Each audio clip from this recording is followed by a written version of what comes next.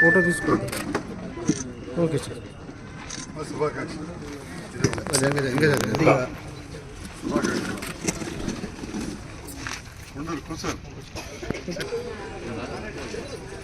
విజయ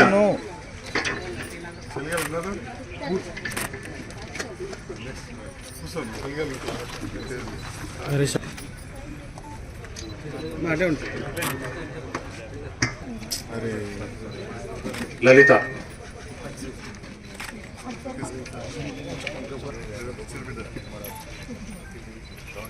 వెనుక ఉన్న వారు కూర్చోండి దయచేసి. కళ్యాణ నెక్స్ట్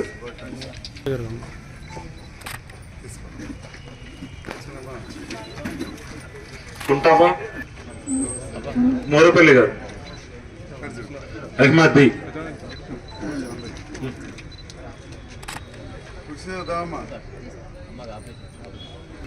మోరపల్లి నుండి గంగమ్మ,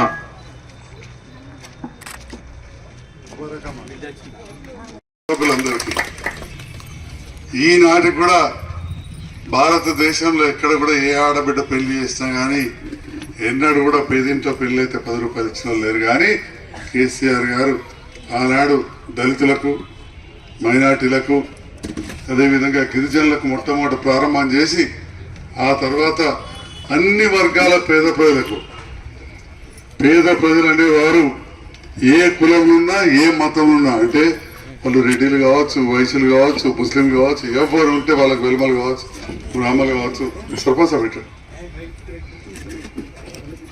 అందరికి కూడా ఈ పథకాన్ని వర్తింపజేసాం. చాలా సంతోషం. అయితే ఇది మేము ఇంతకుముందు జడ్పీ చైర్మన్ గారు, ఎంపీపీ గారు చెప్పినట్టు జగిత్యాల ఎక్కడిచ్చినా కానీ ఇచ్చిన కాడ బాగా భారీది. కానీ నేను ఎమ్మెల్యే గెలిచినప్పటికల్లా చీర ఇంత కవర్లో పెట్టి ఇస్తుంటే ఇక సర్కార్ మారింది. మారంగానే కళ్యాణ లక్ష్మి పథకం పేరు కళ్యాణ మస్తు అని పేరు పెట్టారు. కళ్యాణ మస్తు. మరిగా ఆ కళ్యాణ మస్తులో భాగంగా ₹1,00,000 చెక్ తోటి 10 గ్రాముల బంగారం ఇస్తానని చెప్పి వాళ్ళు పెట్టిన అభయహస్తం మేనిఫెస్టో పేజ్ నెంబర్ 29లో రాసి పెట్టారు. ఇక అది ఎప్పుడు చాలు చేస్తారో చూడాలి. మరి ఈ ఓట్లైనాక సర్కార్ వచ్చింది, గెలిచినాక చాలు చేస్తారు కావచ్చు. కొన్ని వాళ్ళకన్నా డిసెంబర్ 9 నుంచి పెళ్ళైన వాళ్ళందరికన్నా ఈ పేరు మార్చడే కాదు, ఆ మస్తుని పెట్టిన కళ్యాణ మస్తు బంగారం 10 గ్రాముల బంగారం కూడా ఇస్తే సంతోషం. ఎందుకంటే ప్రజల సొమ్ము ప్రజలకు ఇచ్చడే, ఇళ్ళకి వెళ్ళి ఇయ్యం. నా ఇంట్లోకి వెళ్ళి చీరే వెళ్తామంటే అధికారులు ఫోన్లు చేసి సార్ చీరే కవర్ మీద కేసీఆర్ బొమ్మ ఉన్నదట, ఇంకేమున్నదట అర్థం చెప్పింది. పర్వాలేదు.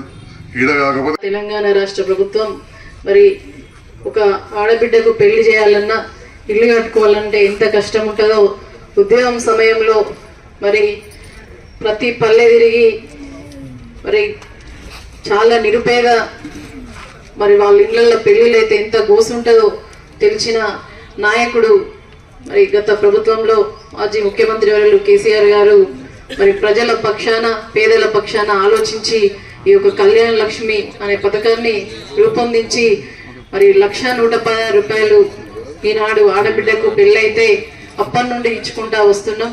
మరి జైత్యాల నియోజకవర్గంలో, జైత్యాల రూరల్ మండలం కూడా ఏ ఆడబిడ్డకు పెళ్ళైనా కూడా గౌరవ శాసనసభ్యుల ద్వారా మనం ₹1,116 చెక్కు. అదేవిధంగా వారికి ఒక మహిళలంటే ఒక గౌరవంతో ఒక ఆడబిడ్డకు మరి కానుకగా వట్టి చేతులతోటి పంపొద్దు, మరి చెక్కిచ్చి మేనమామ పైసలు పెట్టిన తర్వాత మళ్ళీ బట్టలు పెట్టే సంప్రదాయం తెలంగాణ సంప్రదాయం కాబట్టి దాన్ని కొనసాగించాలని చెప్పేసి గౌరవ శాసనసభ్యులు ఆడబిడ్డ కానుక చీర కూడా పెట్టడం జరిగింది. కానీ ఈనాడు కొంతమంది దాన్ని రాజకీయం చేయడం కరెక్ట్ కాదు. ఇక్కడికి వచ్చిన మా మహిళా తల్లులందరూ కూడా